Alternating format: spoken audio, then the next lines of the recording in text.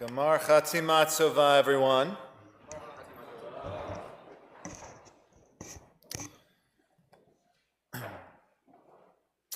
Years ago, before I was a rabbi, before I was even an assistant rabbi, when I was just a wee rabbinic intern, I worked at Temple Aliyah in the San Fernando Valley, which is outside of Los Angeles. Now, usually the job of the rabbinic intern is to do all of the stuff that the other clergy can't or won't do. And this particular synagogue had thousands and thousands of members, so there was always stuff happening. I remember one of the first things that I was assigned to do was to lead a Shiva minyan of a guy who had recently passed away. All I knew about him was that his name was Gary. And I didn't know Gary or his family at all, so it was kind of awkward because I just showed up at their house. It's Shiva time! Ta-da! They were very grateful that I was there. They were very kind. I was very happy to officiate. So I went in and I led the Shiva minyan, and it was pretty normal. There was a lot of food. There weren't enough places to sit down. People who thought that they were talking quietly while I was praying were not talking quietly. Did he have cancer? Shh. After the service was over, I encouraged people to stick around, hug the family's neck, have a little bit of nosh. I made the rounds, shaking people's hands, schmoozing with different folks, catching up on all the latest. And as I made the rounds, shaking people's hands, I was finally talking with people that knew Gary, and I got to learn a little bit more about the guy that had passed away. Now, I could tell that he was a car enthusiast just based off of the decor of his house. There was muscle car memorabilia everywhere, but it turns out that he was also a mechanic and a car collector, which I thought was pretty cool because I'm into that a little bit myself. So I started talking to one of his friends, and we were talking about old cars and then old films and then old cars and old films. And after a while, he motioned me over and he said, "You should take a look at this." And he pointed to a photo album on the coffee table in the living room.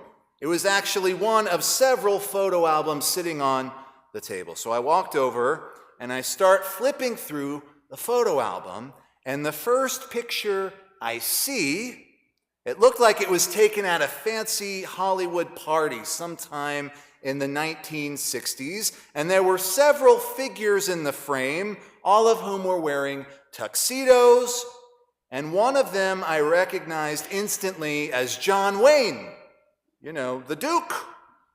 But I didn't recognize any of the other people in the picture. But Gary's friend pointed to the man next to John Wayne, and he said, "That's him, that's Gary."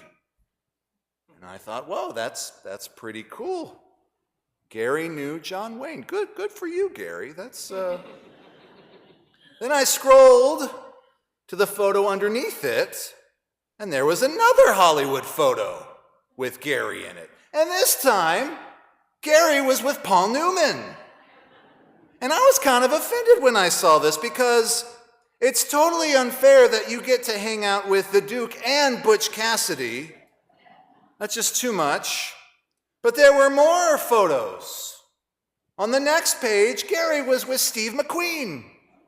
On another, he was with Cary Grant. And the more I flipped, the more starlets that Gary was hanging out with. Elizabeth Taylor, Sean Connery, Jane Fonda, Richard Burton, on and on and on. Gary got to hang out with 007.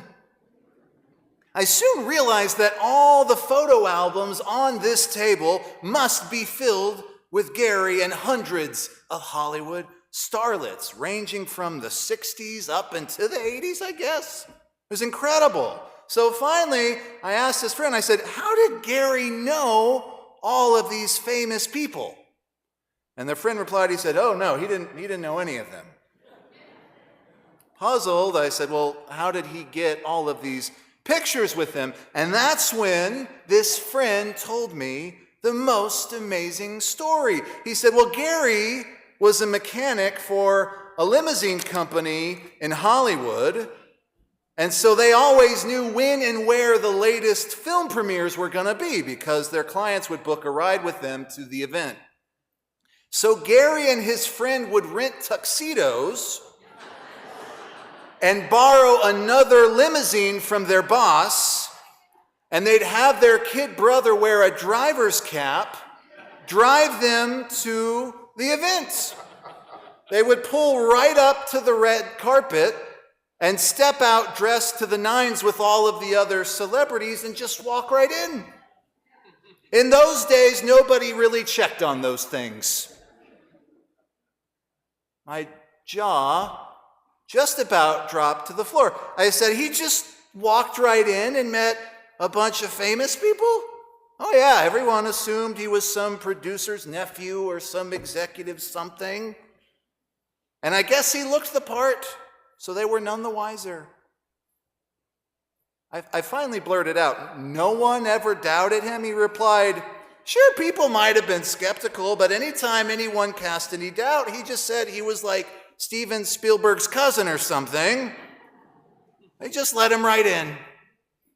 I shook my head in disbelief. This couldn't be possible. But looking at the huge pile of photographic evidence sitting before me, I guess it was. Friends, I had to give it to Gary. That was pretty clever. Since that night, I've often thought about Gary, which is interesting because I never met him while he was alive, but his actions have left a profound effect on my psyche. I've often wondered, was Gary wrong for doing this? Obviously, he was deceiving people, which is not nice, but it doesn't sound like anyone was really hurt by his actions. And what an interesting hobby to have. It makes you wonder why he did it. Gary spent his nights dressed like someone he wasn't, pretending to belong to a world that wasn't his. He wasn't rich or powerful or famous. He was just a mechanic from the valley. But I suppose for just a few hours, under the lights of Hollywood, in a tuxedo he'd rented, Gary could pretend he was the king of Hollywood. When he stepped out of that limo, he was really stepping into another life, into a whole other magical reality that few of us could ever dream to experience. Perhaps he did it because just for a moment he could look like he belonged. He could feel what it was like to be a part of a world that he would never have had access to otherwise. And I don't know if I agree with it, but I suppose I can understand why he did it. What's that old expression, fake it till you make it?